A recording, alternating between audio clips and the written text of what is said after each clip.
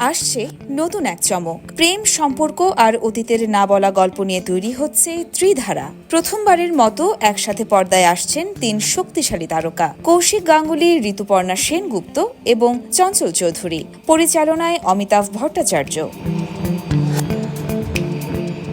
ত্রিধারা শুধু একটি সিনেমা নয়, এটি তিন ভিন্ন জীবনের জটিল সমীকরণ, যেখানে ২৫ বছর আগের একটি ঘটনা বদলে দেয় তিনটি মানুষের বর্তমানকে।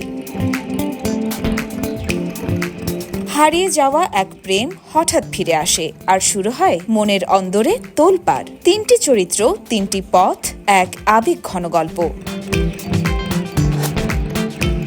মনস্তাত্ত্বিক টানাপোড়েন, অতীতের না বলা কথা আর বর্তমানের জটিলতা, সব মিলিয়েই ত্রিধারা হতে চলেছে টলিউডের এক ব্যতিক্রমধর্মী সিনেমা। সিনেমার গল্প ও চিত্রনাট্য লিখেছেন পরিচালক নিজেই এবং প্রযোজনায় রয়েছেন অমিত মুখার্জি।